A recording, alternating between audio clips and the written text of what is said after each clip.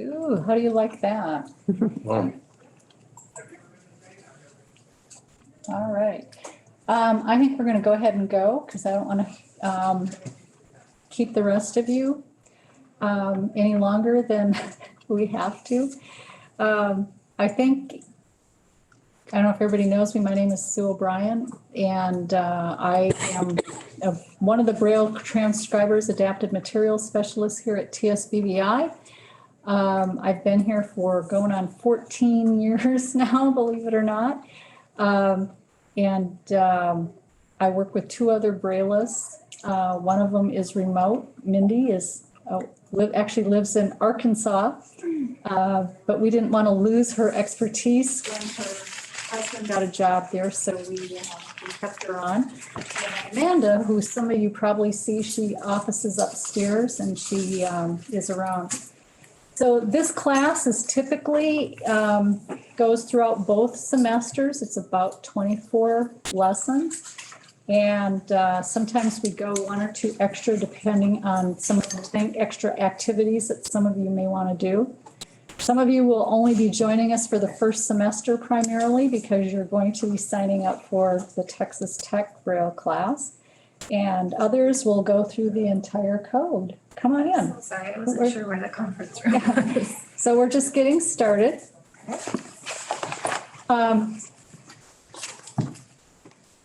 So kind of our expectations for this, the way to make this really easy for yourself is to attend regularly, whether it's through Zoom, which next week we'll offer that as an option.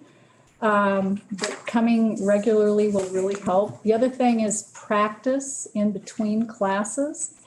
If you only spend the time we do in class practicing, it's not going to go very, it's not going to come very easy.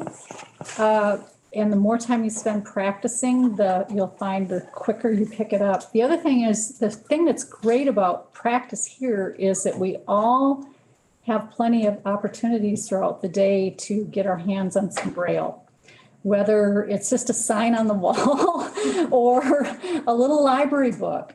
And once you've got even just some of the basics of the code down, you can read uncontracted books in our library. And I will actually be using, one of the ways I kind of deviate from how this class used to go is I like using authentic literature. I don't like reading those silly sentences in the book. So I will actually produce some of our library books in Braille so that we can practice reading those. Because I think it's far more fun to read things that, maybe they're little kids' books, but they're still fun. And I try whenever possible, if we have the actual book in the library that we read, is to bring that, because picture books are just they just make the story so much funner today than they used to. So if you keep those things in mind, this will go great. If you're going to attend by Zoom, make sure you check the classroom at least by noon that day, because if I've produced extra materials, they'll be in the library and you can pick them up. There's a table in front of the fish tank and they'll be well labeled that they're ours. And so you want to pick those up and take them home because we'll be reading from those. Otherwise, if you come here, I'll bring them in here. And you can do either. I tell you, it's almost a lot more fun if you can do it in person. You're not afraid to stay, or you don't have other obligations at home. It makes it a little more fun than doing it all by yourself. But I certainly understand if you've got children at home, you may need to go home. So I want to talk a little bit about Braille and the code we're going to be learning. And so we're going to talk about kind of the history of Braille from the very beginning. I just found this fascinating over the years as I've come to know more about this. So in the beginning, I don't know if you ever thought about this, Louis Braille really didn't come up with a Braille code until 1824. So what did people who were blind do before then? Well, number one, probably not a lot of them got much education because there wasn't really a good reading or writing system for them. And those that were fortunate enough to go to school in France, at least by 1784, were taught using embossed printed letters. And I've actually seen at APH some of the size of these things, and you can imagine that back then it would have been extremely expensive to produce much material like that. And it looked very difficult to learn. You know, it looks like if you had any problems tactily identifying things, that would have been very difficult. But then, believe it or not, Napoleon decided that he needed a system of communication for his troops that would be silent and could be done in the dark. And Charles Barbier de la Sire developed a system of using 12 dots, which could be used for reading and writing, and they used a slate and stylus. The problem with his system, it was never widely used by the French military because it was based on rules of speech, and if you spoke a different dialect from whoever wrote it, even though it was the same language, it would be mispronounced, and I guess at times very easily misunderstood. So he kept trying to refine that, but the military never really adopted it widely. But after he retired, he went to Paris and he went to the school that Louis Braille was attending, and he introduced his system there.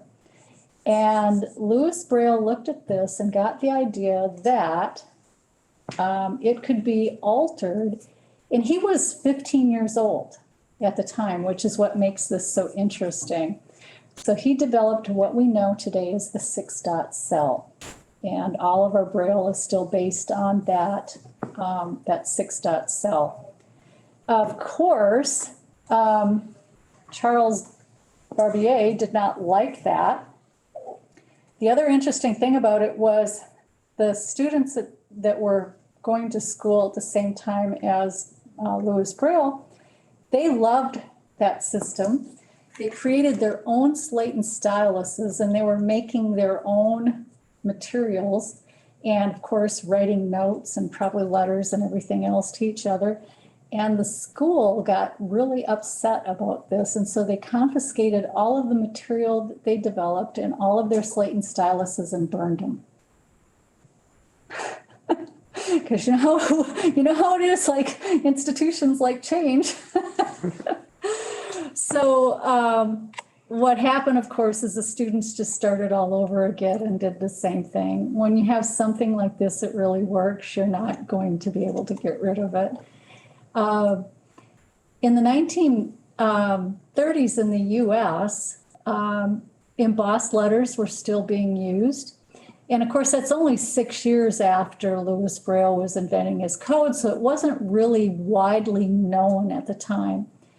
But in the late 1850s, the superintendent for the Missouri School for the Blind was visiting the school in Paris, and he saw this system and immediately saw the value in it. And so he brought Braille back, and that was the first school in our country that adopted Braille. But unfortunately, there's always people that have better ideas. So in New York, they decided to start their own code, and their code was based on 8 dots, and they were horizontal, 2 rows of 4, so they were horizontal. So so suddenly we have this competing Braille code. It wasn't a Braille code, it was just based on dots. We get this competing code going on. And then at Perkins, this gentleman by the name of Joel Smith decided that he could modify Louis Braille's code and make it even better. And I'm going to show you some examples of both codes, and it's like, it just makes no sense whatsoever. So what we ended up with was what we now call, as referred to in the history of Braille, is we're now in this era called the War of the Dots. And as groups got dissatisfied with one system and started looking at another one, finally a committee began to form that decided that was kind of charged with the decision to figure out which Braille system to adopt. This became a very heated battle that took years to figure out. And people were very, very upset or very entrenched in the code that they thought was best. We had various organizations like the New York School producing as many materials in their code as possible, thinking that if there were so many materials out there that no one would decide against their code. We had Perkins doing the same thing, and it was just really crazy. It got to the point where a blind gentleman at one of these meetings stood up and said, if one more person devises a Braille code, let's take them outside and shoot them. So after about 1900, then Great Britain came up with what they called the standard dot system. But it wasn't until 1932 in the United States that we agreed to use their system with modifications, and that became the code known as English Braille American Edition, which we then adopted and we used up until 2016.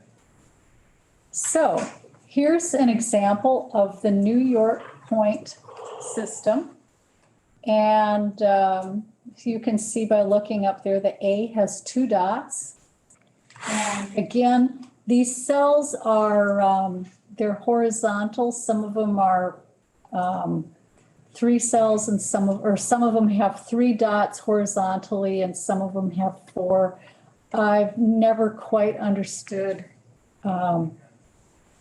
I guess it was the capital letters that had the 4 dots, which would just make it crazy. Look at the capital A. Not sure which is considered the capital indicator. But I am so glad that we did not adopt this code. And then this was the modified Braille code.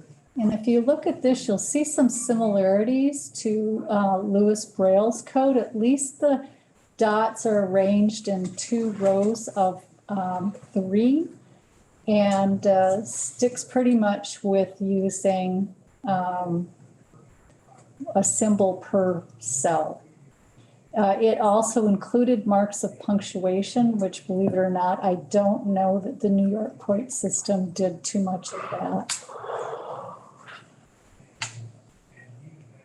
So, kind of give you an idea of how long it took to go from raised letters in the United States to standardized Braille was just a little over 100 years.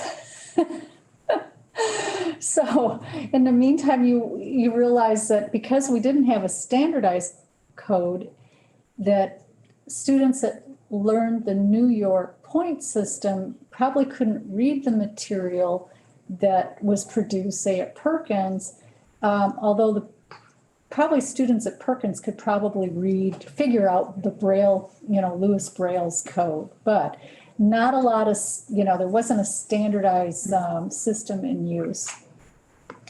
So I want to contrast this with the development of what we have today, our Unified English Braille Code, or eBay.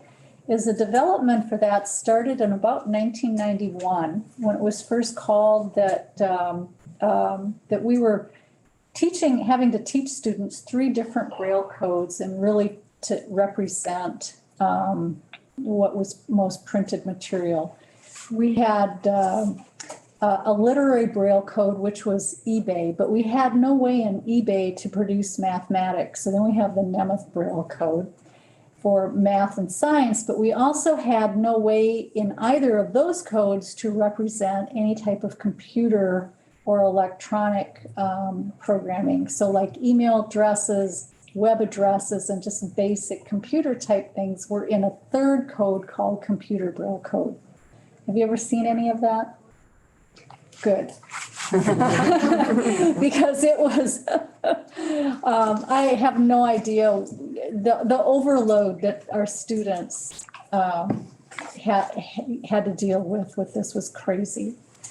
So the code was actually, this unified code was actually developed enough that by 2004, some other English-speaking countries were already adopting it. And this is the thing about UEB, is that right now it's been adopted by, I think it's 10 other English-speaking countries. So anything our students learn today, if they went to Australia, they could read Braille there. If they were traveling in Europe, they could read Braille there. In South Africa, they could read Braille there. And this is the beauty of having a unified Braille code, is it's not just us anymore. And they realize that, it's much easier to move around today than it was 100 years ago. Plus, this code covers all those areas where we had to have 3 codes in the past. So this is to, there's a good reason for telling you this, which I will get to. So we adopted the code, the new Braille code, in November of 2012, and immediately began development of training materials. And by 2014, we were training people in the United States. I was one of the first 10 in the country to be certified through the Library of Congress in UEB, which I didn't realize at the time until they told me later. By 2015, we had enough transcribers trained that we had material was starting to be produced in UEB. Not a lot yet, but we had some. And by January 4th of 2016 was the official adoption of this code. And from that point on, any type of standard production had to be in UEB and no longer in eBay. The reason I tell you this is because any of you are teachers are probably going to run in, or if you're working as a TA in the classroom, you're going to run into eBay material. And there's a good reason for that in Texas. We're one of the largest states, not just in area, but in the number of VI students we serve in this state. We have over 11,000 compared to states whose VI registry, like Indiana, I think is under 150. So to give you the amount of, financial things that go, or money that goes into these things. The other thing to keep in mind is that we are also one of the larger textbook producing states. And we have an adoption cycle that goes 10 to 12 years and then repeats itself. We could not afford to just throw out all of our textbooks and start over again. So it's probably going to be almost 2025 before all of our textbooks in this state have turned over. But it's just that we couldn't afford to just throw all this material out and start over in 1 year. Plus, the number of people it would have taken to reproduce these things would have been just astronomical, and there's not that many Braille transcribers walking around out there. So you're probably going to see some of the state adopted books. If you use one, is probably still going to have, you're probably going to, especially in areas of math and science, those are going to be the last 2 to turn over. But you may run into that. So keep that in mind if you're wondering someday when you're looking at this book why the Braille code looks weird. So here's what you need to know about the decision that was made in North America, because we never do anything the easy way. It was decided that UEB would replace our current literary code and the computer Braille code. They also decided that we would retain the Nemeth Braille code for math and science because we had a lot of people who weren't ready yet to adopt another system of teaching math and science. But they allow for students, families, districts, or states were allowed to select which code they wish to use for math and science. And what's important about this is that even though we're a state that still teaches Nemeth, we could have students whose families say, no, I want my student to use UAB. So it's a good idea to become at least familiar with the technical aspects of UEB. Personally, I don't find it that difficult, but and I find the logic of this code and the way it's laid out to be extremely well thought out. I've been impressed. There's a committee, there are 2 international committees that maintain this code. And I am not a voting member of either, but I'm an observer on the technical aspect. And I'm just so impressed with the experts that they seek out to guide them on mathematic concepts before they start making new symbols or assigning a symbol. And they exhaust every possible area of confusion before they make that decision. I watched them take 2 years to make one decision. So it's well thought out. It's not arbitrary. And it's the same with the literary code too. I haven't had as much experience observing that committee, but I'm just really impressed with how well thought out this is. So what we need to know, did anybody here ever learn eBay? Jay, did you? No, I actually took the computer UEB course. Okay, a few years so you ago. didn't learn the code before that. I think I had some exposure to it. I've actually, this is my 3rd Braille course. Like I took Okay. one from Hadley. I took that UEB computer course. But since I don't use it very much, it just kind of slips away from me. Yeah. Yeah. Okay, so good. One of the things that gets difficult is those that knew eBay fairly well had an idea that all they had to do was kind of compare the two and just learn what they thought was different. And doing so, they really cheated themselves. Because you'd miss the underlying logic to the whole code. So I'm really glad that everybody's pretty much starting without that old background knowledge. There are 6 foundational principles that this code is based on. First of all, it's based on the 6-dot cell, which was, the beauty of Lewis Braille, that 6-dot cell that fit right underneath the fingertip. This code includes both what we call grade 1 and grade 2, which means that we can produce it uncontracted or with contractions.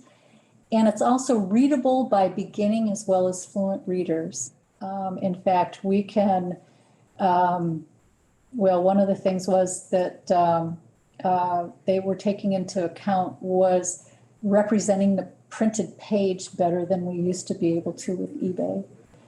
This code was designed to be computable. In other words, it works really well with our translation software. It was developed as a unified code that included literary Braille, mathematics, and computer Braille codes. So it was designed to take in all of those and to still be as unambiguous as possible. And I think they've done a great job with that. The other thing they did, which is interesting, and you may see some of this as we start getting into some of the more advanced lessons, is that all English Braille codes were considered in its development. In other words, there were members of that committee that developed this from all English-speaking countries. And so occasionally we see words that are contracted and you're thinking, okay, so why would they contract that word there? And it's because it maybe matched another country or maybe several other countries, and our usage of the word was maybe a little different here. So they kind of did more of a majority. And you see that sometimes in contractions that span syllables, which we could never do before. It does make things time to time a little bit, I think, difficult.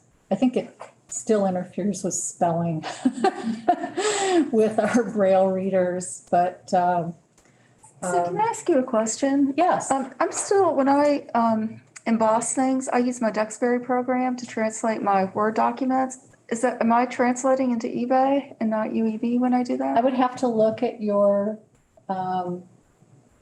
at your computer to tell you that. Okay, I'll show you something before we leave here. okay. The chances are maybe not, I'm gonna say this, chances are maybe neither. And I'll explain that. So one of their goals, the big goals in this was that we had less ambiguity.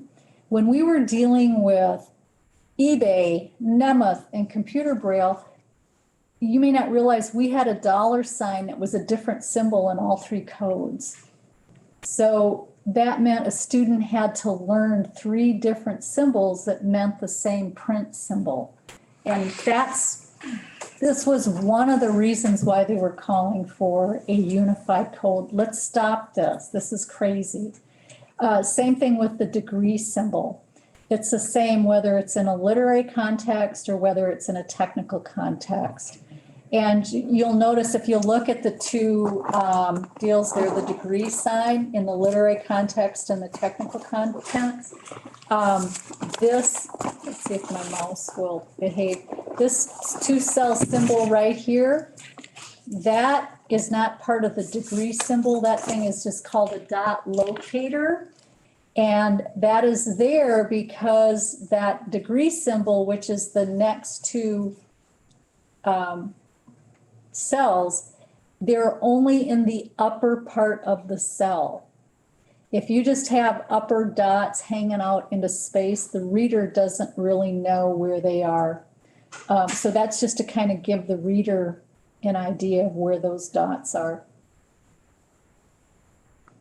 So the other goal was that it integrates well with technology, and we know it does. It works really well with refreshable braille displays, whether they're standalone, whether they're hooked to computer. It works better with our translation software, and also very well with our embossing equipment. This was one of the things that was most exciting to so many of our adult Braille readers, is that Braille follows print more closely, which means they had better accessibility to what an author meant or what they were conveying. In eBay, we really had one symbol. It was called the italics. It was usually used as italics, but we didn't have a bold, we didn't have an underline, we didn't have a script symbol. Oftentimes you'll find a scholarly article or even just something in a worksheet or a textbook where authors have keywords are bold and other words are italicized, but there's a special reason for that, and they need to be emphasized in their own unique way. We have that ability to do that in UEB, and we didn't really have a good way. We could do it, but oftentimes we ended up putting like bold words in parentheses or something, just which wasn't how they were done in print. The other thing is, and so here's the different symbols for italics, bold, underline, and script. We have a way in UEB to indicate that only one symbol, in other words, maybe only one letter is italic, or maybe only one letter is bold or underlined or in script. We have a method for showing that an entire word is italics, bold, underlined, or script. We have the same for a passage. And when we have a passage, we have a terminator too for each of those. You would only use the terminator with a passage. With a word, a blank space terminates that, so we don't need to use a terminator symbol. But look at the way these are each constructed. This makes it easy for a student to know the italics, the bold, the underline, and the script. Those are each 2-cell symbols, but they're constructed very much the same. Do y'all see the pattern to that? Mm-hmm. Isn't that brilliant? We have the same kind of logical structure when we start talking about diacritics.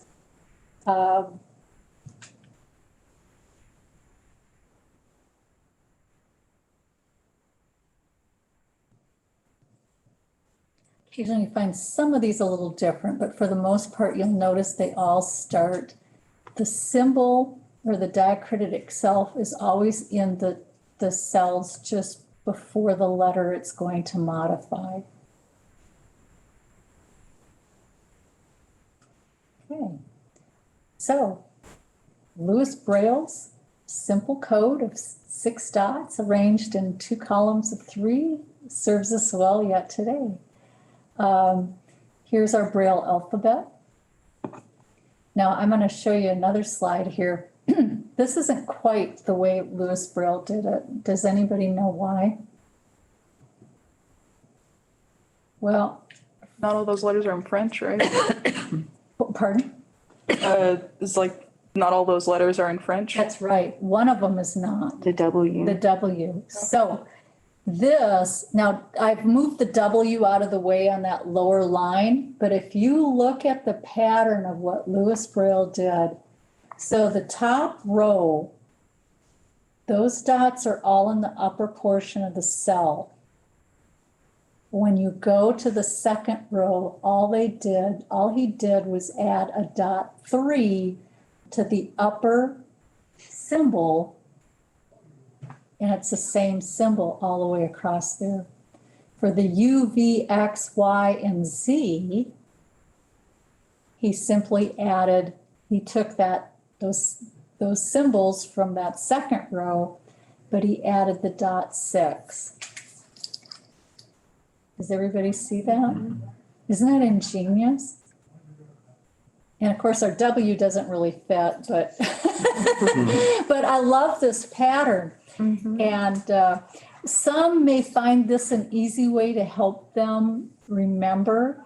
Also keep in mind, we're not going to work with numbers here for a couple of weeks, but keep in mind that that first row, if we add the numeric indicator in front of each of those, we have our first 10 numbers. So our assignment for next week, and in your little notebooks, you have, and so I've given you 2 of these. I've given you our Braille alphabet with this W in there, but I also gave you the alphabet and I moved the W out of the way so you can see the pattern. For some people, that pattern helps them learn and remember the letters. And for others, it doesn't. It just depends on how you best remember things, whether that works for you or not. So what we're going to do next for next week, and we're just going to concentrate on the first 10 letters of the alphabet. In the second week, and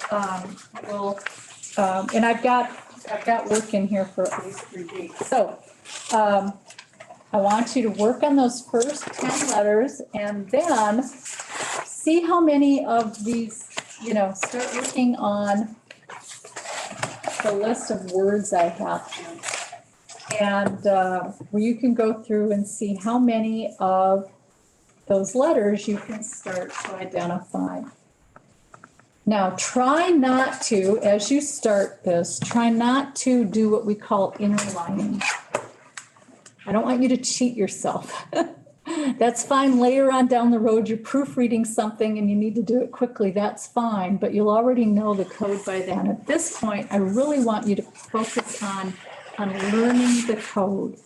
You don't want us to write it down as we do it? No, Okay. that's interlining. Okay. Down the road, that'll be okay, but for right now, I really want you to make your brains read and learn the Braille.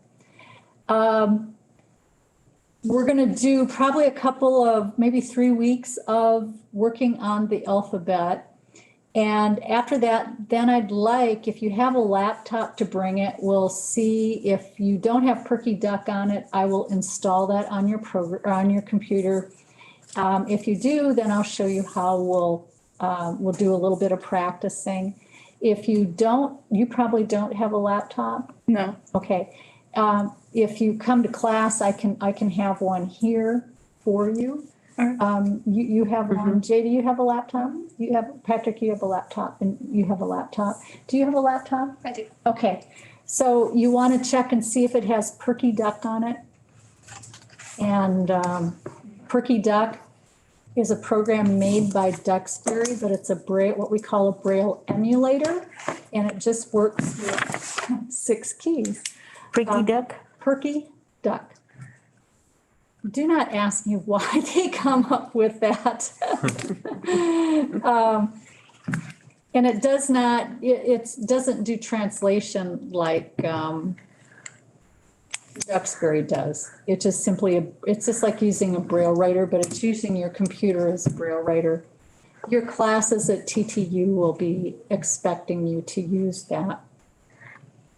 So for next week, we're just going to prepare, start learning letters A through J. Watch the stream in Google Classroom for information about next week's class and especially for our Zoom link. I really would encourage you to attend in person if you can, but I understand if you prefer Zoom, that's fine. And we will, if you're on campus, we'll meet in this room here. As far as I know, we've got it cleared out for the whole year.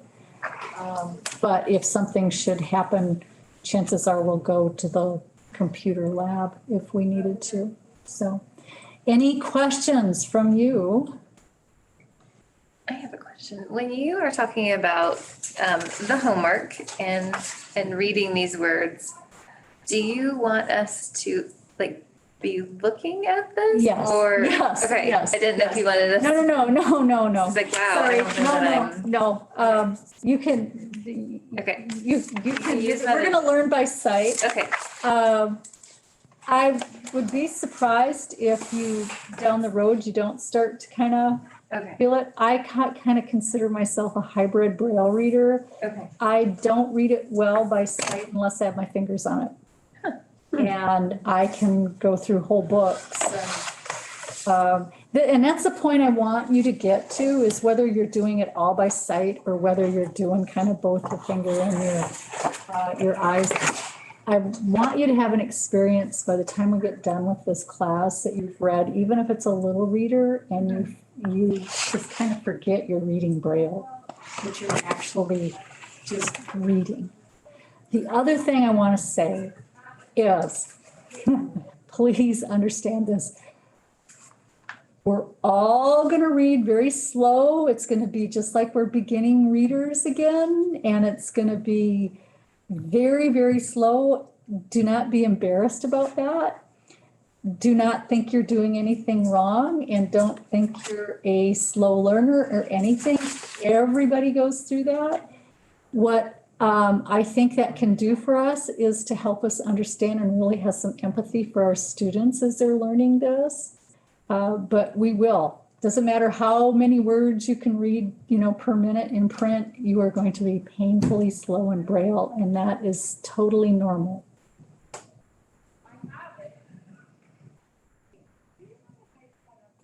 Okay. Yeah. So don't let that discourage you. Any other questions? Yeah. Thank you, Sue. Oh, you're welcome. And thank you for the cookie. Okay. Yes. The other thing we'll do with this, just before we go, is keep in mind, we'll also, I know there's times like there's weeks here that are really, where there's a lot more brain power required. Let me know how's it go. I mean, I should be aware of it, but if you've got a particularly rough week, we can take it easier that night. Okay. So we try to pace this for us. Like I try to tell my students, this is not a sweatshop. Do you use that Ashcroft curriculum at all? No, I haven't. Okay. I find that too, I'm familiar with it. And I find too that sometimes it uses. It's got all those funny little sentences. Yeah, some of it is, the National Library Service is what this was based on. Okay. And, there's sentences like, Frank, a husky man takes a horseback ride once or twice a week. It's like, oh my gosh. Yeah, it's pretty silly. So I would prefer not to do that when we can read fun little stories from the LRC and then gradually work up. And if there's anybody that wants to, as we're going along, you want to actually create a little, actually transcribe one of the little books, we can work on that too. But that's not a must. That would be fun, I think. Yeah, oh, it is. So, so that's all I have for you tonight. I thought this would be enough. Thank you very much. Thank you. Thank you.